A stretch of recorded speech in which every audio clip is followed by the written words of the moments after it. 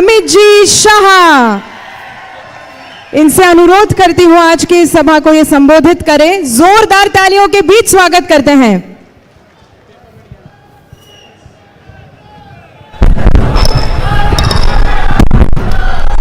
मेरे साथ बोलिए, भारत माता की। क्यों भाई, बूढ़े वालों की आवाज को क्या हो गया है? मुझे मालूम है भैया बहुत गर्मी है, मगर मोदी जी को तीसरी बार प्रधानमंत्री बनाना है या नहीं बनाना है? अपने बामरे साहब को फिर से संसद में भेजना है या नहीं भेजना है? तो ऐसी आवाज नहीं चलेगी। मैं शिवाजी महाराज का जयकारा लगाता हूं। मेरे साथ दोनों हाथ उठाइए, उठाइए दोनों हाथ, विजय के संकल्प की मुट्ठी पीछे और बोलिए, जय शिवाजी, जय जय जय जय जय शिवाजी, जय जय जय जय जय भवानी, जय श्री राम। मंच पर उपस्थित श्रीमान देवेंद्र जी,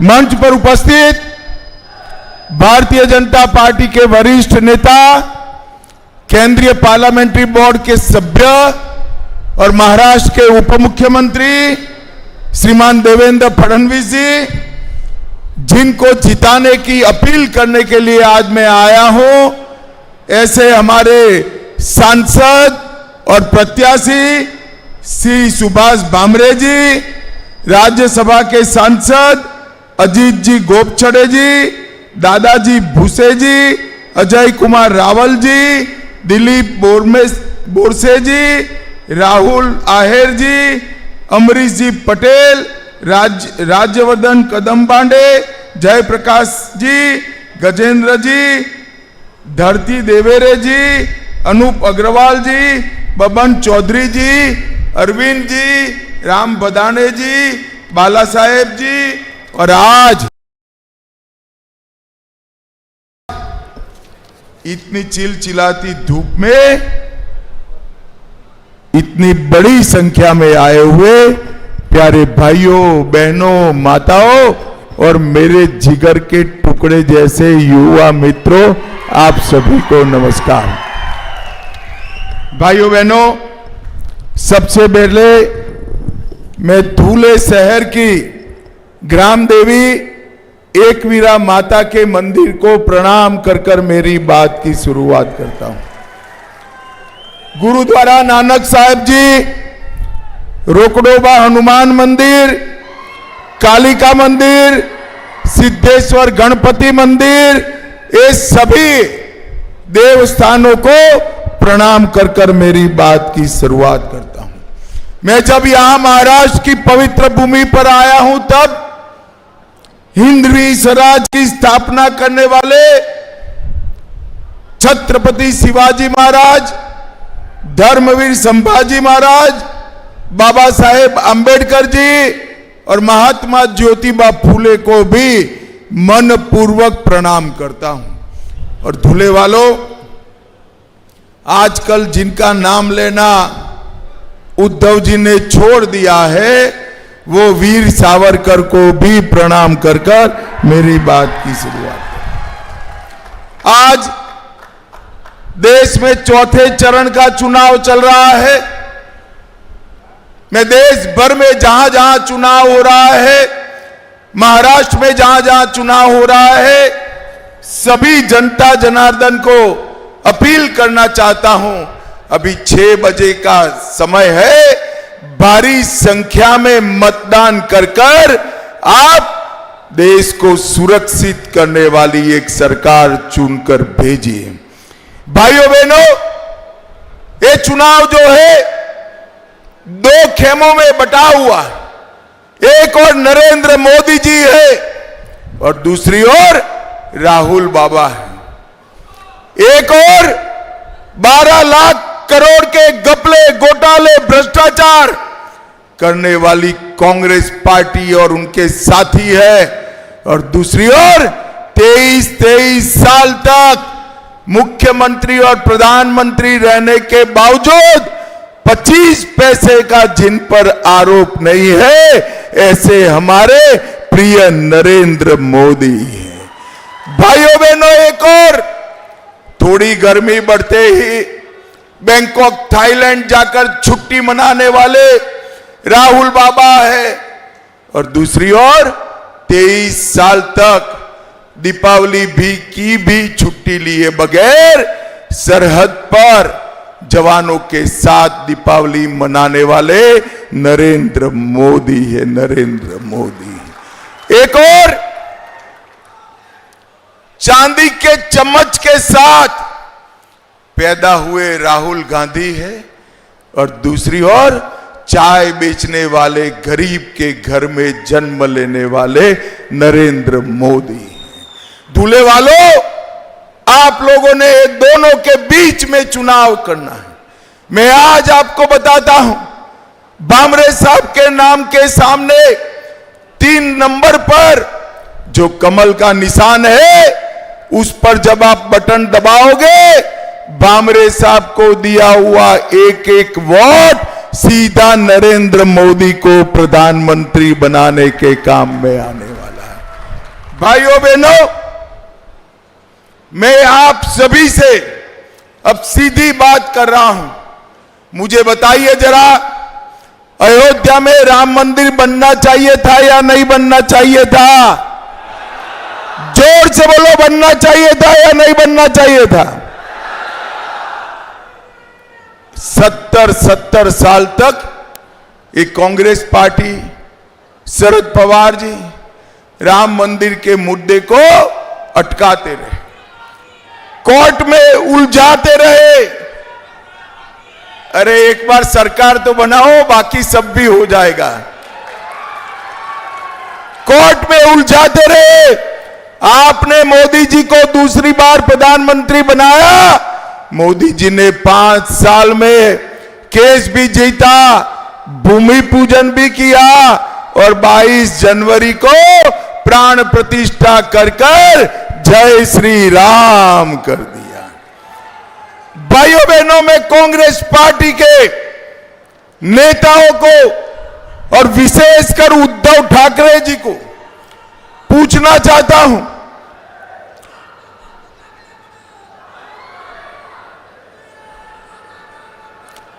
उद्धव ठाकरे जी को पूछना चाहता हूं कि प्राण प्रतिष्ठा का निमंत्रण जब आपको मिला तो आप प्राण प्रतिष्ठा में क्यों नहीं गए? मुझे बताओ भाई, राहुल जी, उद्धव जी ने प्राण प्रतिष्ठा में जाना चाहिए था या नहीं जाना चाहिए था? जोर से बोलो, जाना चाहिए था या नहीं जाना चाहिए था? वो नहीं गए। क्यों नहीं गए? क्योंकि उनको अपनी वोट बैंक का डर लग रहा है।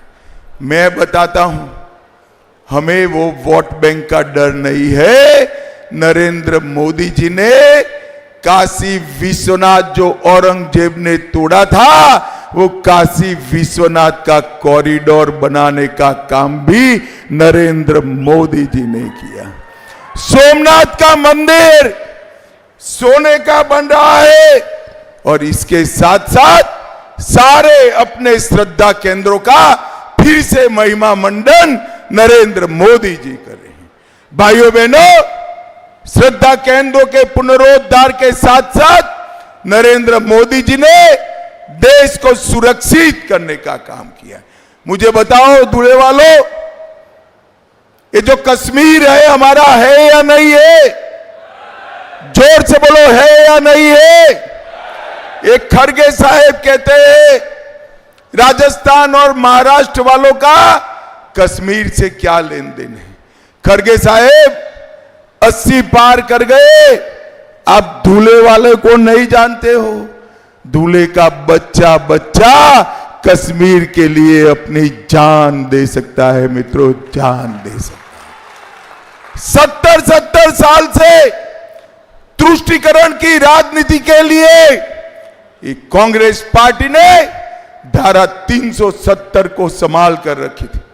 आपने नरेंद्र मोदी जी को दूसरी बार प्रधानमंत्री बनाया। मोदी जी ने धारा 370 को 5 अगस्त 2019 को समाप्त कर भारत का तिरंगा कश्मीर के आसमान में लहराने का काम नरेंद्र मोदी जी ने किया। भाइयों बहनों, आज मैं उद्धव ठाकरे जी को पूछना चाहता हूं, ये राहुल बाबा कहते हैं कि धारा 370 हटी, वो ठीक नहीं हुआ। उद्धव ठाकरे, जरा भी आप में नैतिकता है तो महाराष्ट्र की जनता को बताइए, धारा 370 हटनी चाहिए थी कि नहीं हटनी चाहिए थी।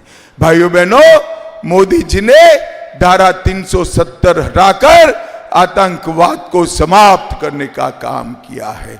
मोदी जी ने देश में नक्सलवाद को समाप्त करने का काम किया है। ये कांग्रेस की सरकार थी, सोनिया मनमोहन की सरकार थी, 10 साल चली। शरद पवार जी वहां कृषि मंत्री थे, आए दिन बम धमाके होते थे, अपने बम्बे को भी दहला कर चले गए थे। भाइयों बहनों, मोदी जी आए, फिर से उन्होंने गलती की, उरी और पुलवामा में हमला किया, मगर इस बार प्रधानमंत्री नरेंद्र मोदी थे। 10 ही दिन में पाकिस्तान के घर में घुसकर सर्जिकल स्ट्राइक और एयर स्ट्राइक कर आतंकवादियों का सफाया करने का काम नरेंद्र मोदी जी ने किया। मुझे बताओ भाइयों बहनों, ये राहुल बाबा देश को सुरक्षित कर सकते हैं क्या? अरे जोर से बोलो, कर सकते हैं क्या? समृद्ध कर सकते हैं क्या? कांग्रेस पार्टी 11-11 साल तक देश के अर्थतंत्र को 11वें नंबर पर रखी। मोदी जी ने 10 साल में अर्थतंत्र को 11वें नंबर से 5वें नंबर पर लाने का काम कर दिया। और धुले वालों में कह कर जाता हूं, मोदी गारंटी याद रखना, तीसरी बार प्रधानमंत्री मोदी जी को बना दो, देश को हम दुनिया का तीसरे नंबर का अर्थतंत्र बनाएंगे, तीसरे नंबर का। भाइयों बहनों, नरेंद्र मोदी जी ने पूरे देश में विकास को आगे बढ़ाया है। यहां पर कई सारे काम भारतीय जनता पार्टी की सरकार ने किया है। देवेंद्र जी ने बताया है कि पानी की समस्या के लिए ढेर सारा काम धुले में हुआ है। सिर्फ धुले में 3,50,000 घरों में नल से जल पहुंचाया। कई साले जल प्रकल्प, इरिगेशन के प्रोजेक्ट रुके हुए थे। सुलवाड़े, जामफल, कैनोली सिंचाई योजना, इसके साथ साथ कई सारी सिंचाई योजना को करीब 2500 करोड़ रुपया खर्च कर धुले की पानी की समस्या को हल करने का काम देवेंद्र जी और भामरे जी ने किया है। भाइयों बहनों, ये धुले जिले में 6 नेशनल हाईवे बनाए। धुले सोलापुर, दोंडाईचा कुसुम्बा मालेगांव, साकरी पीपलनेर, सटाना देवला चांदवड़ और सोनगिर दोंडाईवाड़ा अंकलेश्वर और नागपुर सूरत हाईवे, ये सारे हाईवे धुले में फिर से एक बार जीवंत करने का काम नरेंद्र मोदी जी और देवेंद्र फडणवीस ने किया है। मित्रों, एक बात मैं कहना चाहता हूं, पूरे देश में किसान जो कपास उगाता है, इसके लिए ऐसी योजना कोई नहीं लाया। देवेंद्र जी ने 4000 करोड़ रुपया की भावांतर योजना लेके आए हैं कपास के किसानों के लिए। जैसे ही आचार संहिता समाप्त हुई, आपके बैंक अकाउंट के अंदर 4000 करोड़ रुपया सीधा ट्रांसफर होने वाला है। भाइयों बहनों, सीधा ट्रांसफर होने वाला। भारतीय जनता पार्टी की सरकार ने महाराष्ट्र में विकास के लिए लगभग 15 लाख करोड़ रुपया भेजने का काम किया है। परंतु ये उद्धव ठाकरे जी वो जवाब दे, जब कांग्रेस की सरकार थी तब आपने क्या किया था। भाइयों बहनों, ये धूले के अंदर ढेर सारे काम भारतीय जनता पार्टी की सरकार ने किए हैं।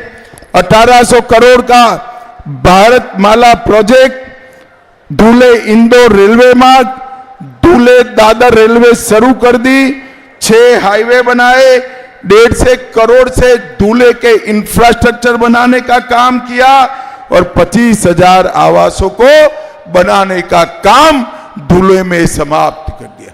भाइयों बहनों, आज मैं यहां आया हूं तब सत्ता के कारण, सत्ता के लोभ में सिद्धांत छोड़ने वाले उद्धव ठाकरे को 5 सवाल मैं पूछना चाहता हूं।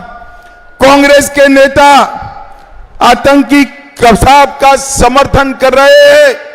उद्धव ठाकरे, क्या आप कांग्रेस के नेताओं के साथ है? इसका जवाब महाराष्ट्र की जनता को दीजिए। दूल्हे वालों, मुझे बताओ, ट्रिपल तलाक वापिस आना चाहिए क्या? जोर से बोलो, आना चाहिए। एक कांग्रेस पार्टी मुस्लिम पर्सनल लॉ वापिस लाना चाहती है। उद्धव ठाकरे, आप जवाब दीजिए, क्या आप इसके साथ हैं? कांग्रेस पार्टी और राहुल गांधी वीर सावरकर का विरोध करते हैं। उद्धव जी, आप बताइए, राहुल गांधी के साथ आप सहमत है क्या? और उदयनिधि स्टालिन और उनके साथी सनातन धर्म का विरोध करते हैं। शिवाजी महाराज ने पूरा जीवन हिंदवी स्वराज की स्थापना के लिए न्यौछावर कर दिया। ये सनातन धर्म का विरोध ये स्टालिन एंड कंपनी करते हैं। उद्धव जी इनके साथ हाथ मिलाते हैं। उद्धव ठाकरे, आप महाराष्ट्र की जनता के सामने स्पष्ट करिए कि आप सनातन के विरोध में इनका समर्थन कर रहे हो या नहीं कर रहे हो। भाइयों बहनों, मैं आप सभी को पूछना चाहता हूं, कोरोना का टीका आप सभी को लगा है या नहीं लगा है? जरा लगा है वो दोनों हाथ उठाइए तो जरा मुझे बताओ। 25 पैसा भी देना पड़ा है। मोदी जी ने सामने से कॉफी पिलाकर कोरोना का टीका दिया ना। मुझे बताओ, कोरोना जैसा कोई संकट देश पर आता है, ये इंडिया अलायंस के नेता राहुल गांधी देश को बचा सकते हैं क्या? अरे जोर से बोलो, बचा सकते हैं क्या? चंद्रमा पर चंद्रयान को पहुंचा सकते हैं क्या? अरे जिसका खुद का लॉन्चिंग राजनीति में 20-20 बार फेल हो गया, वो राहुल गांधी क्या चंद्रयान लॉन्च करेंगे? भाइयों, ये पाकिस्तान को मुंह तोड़ जवाब दे सकते हैं क्या? जोर से बोलो, दे सकते? ये नक्सलवाद समाप्त कर सकते? ये आतंकवाद समाप्त कर सकते? ये देश को समृद्ध बना सकते? ये गरीबों के घर में गैस, पानी, घर, बिजली, स्वास्थ्य की सेवाएं, मुफ्त अनाज पहुंचा सकते हैं क्या? भाइयों बहनों, ये लोग केवल और केवल अपने परिवार के लिए भी इकट्ठा हुए। मैं इसलिए आप सभी को कहने आया हूं, एक बार 20 तारीख को सभी काम साइड पर रखकर नरेंद्र मोदी के नाम पर भारतीय जनता पार्टी के कमल के निशान पर बटन दबाइए। मुझे बताओ भाइयों बहनों, 20 तारीख को भामरे साहब को जिताओगे क्या? अरे जोर से बोलो, जिताओगे? कमल के निशान पर बटन दबाओगे? मोदी जी को तीसरी बार प्रधानमंत्री बनाओगे? तो मेरे साथ दोनों हाथ उठाइए, उठाइए दोनों हाथ, विजय के संकल्प की मुट्ठी भींचे और जोर से बोलिए, जय श्री राम, भारत माता की, भारत माता की। वंदे वंदे। आप सभी का बहुत बहुत मनपूर्वक धन्यवाद। बहुत बहुत धन्यवाद सर, आपकी अंतर्दृष्टि और दूल्हे को दिए गए गर्म जोशी प्यार के लिए बहुत बहुत धन्यवाद।